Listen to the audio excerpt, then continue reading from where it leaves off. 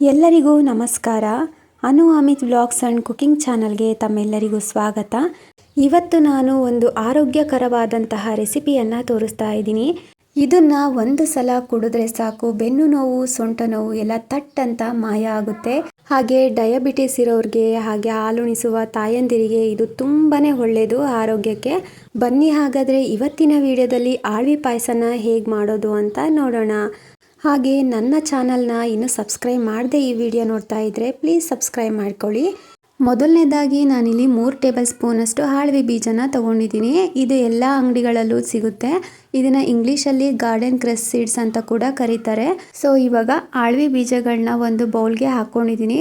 First ಒಂದ್ಸಲ ಚೆನ್ನಾಗಿ ತೊಳೆದ್ಬಿಟ್ಟು ಆನಂತರ ನೀರು ಹಾಕ್ಬಿಟ್ಟು ಒಂದು 10 ನಿಮಿಷ ನೆನೆಯೋದಕ್ಕೆ ಬಿಡಬೇಕು. ಸೊ 10 ನಿಮಿಷ ನೆನೆದ್ರೆ ಸಾಕು. ನೋಡಿ, ನಾನಿಲ್ಲಿ 10 ನಿಮಿಷ ನೆನೆಸ್ಕೊಂಡಿದ್ದೀನಿ. ಎಷ್ಟು ಚೆನ್ನಾಗಿ ನೆನ್ಕೊಂಡಿದೆ ಅಂತ.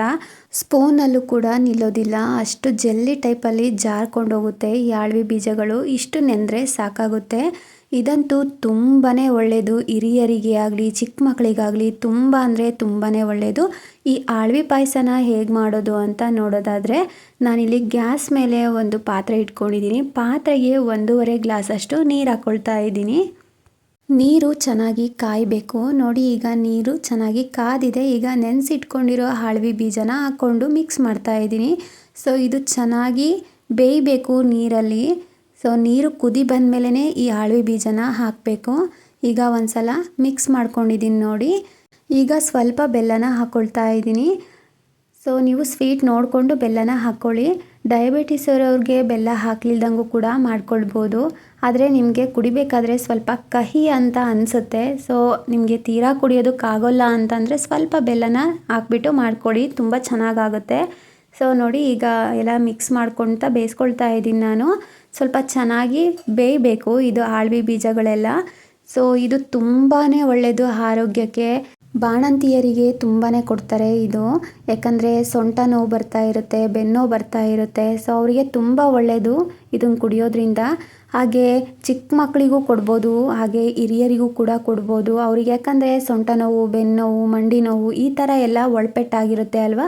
ಸೊ ಕಾಲು ನೋವು ಬರ್ತಾ ಇರುತ್ತೆ, ಬೆನ್ನು ನೋವು ಬರ್ತಾ ಇರುತ್ತೆ.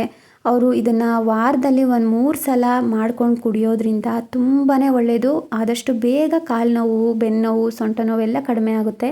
ಈ ಥರ ಮೂಗ್ಪೆಟ್ಟಾಗಿರುತ್ತೆ ಒಳಗಡೆ, ಅದು ಕೂಡ ಕಮ್ಮಿ ಆಗುತ್ತೆ. ತುಂಬ ಅಂದರೆ ತುಂಬಾ ಒಳ್ಳೆಯದು ಇದು ಆರೋಗ್ಯಕ್ಕೆ.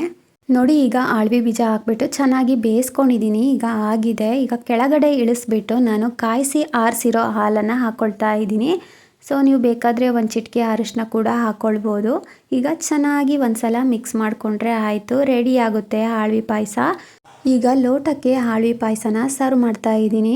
ಸೊ ನೋಡಿದ್ರಿ ಅಲ್ವಾ ಆಳ್ವಿ ಪಾಯಸನ ಎಷ್ಟು ಸುಲಭವಾಗಿ ಮಾಡ್ಕೊಳ್ಬೋದು ಅಂತ.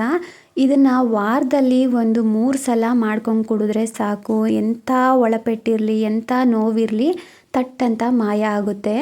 ಹಾಗೆ ನಾನು ಒಂದೊಂದು ಲೋಟಕ್ಕೆ 1 ಸ್ಪೂನಷ್ಟು ತುಪ್ಪ ಹಾಕ್ಕೊಳ್ತಾ ಇದ್ದೀನಿ. ಸೊ ತುಪ್ಪ ಹಾಕ್ಕೊಂಡು ಕುಡಿಯೋದ್ರಿಂದ ತುಂಬಾ ರುಚಿಯಾಗಿರುತ್ತೆ. ಸೊ ನಿಮಗೆ ಇಷ್ಟ ಇದ್ದರೆ ತುಪ್ಪ ಹಾಕ್ಕೊಂಡು ಕುಡೀರಿ, ಇಷ್ಟ ಇಲ್ಲಾಂದರೆ ಸ್ಕಿಪ್ ಮಾಡ್ಬೋದು. ಸೊ ಇಷ್ಟೇ ನೋಡಿ, ಸಿಂಪಲ್ಲು, ತುಂಬ ರುಚಿಕರವಾದ ಆರೋಗ್ಯಕರವಾದಂತಹ ಆಳ್ವಿ ಪಾಯಸ ರೆಡಿಯಾಗಿದೆ. ಈ ಆಳ್ವಿ ಪಾಯಸನ ಬೆಳಗ್ಗೆ ಖಾಲಿ ಹೊಟ್ಟೆನಲ್ಲಾದರೂ ಕುಡಿಬೋದು, ಅಥವಾ ರಾತ್ರಿ ಊಟ ಆದಮೇಲೆ 2 ಗಂಟೆ ಬಿಟ್ಟು ಕುಡಿಬೋದು. ಸೊ ತುಂಬಾ ಒಳ್ಳೆಯದು ಆರೋಗ್ಯಕ್ಕೆ. ನೀವು ಕೂಡ ಈ ರೆಸಿಪಿನ ಟ್ರೈ ಮಾಡಿ ನೋಡಿ. ನಿಮಗಿಷ್ಟ ಆದರೆ ಲೈಕ್ ಮಾಡಿ. Thank you for watching.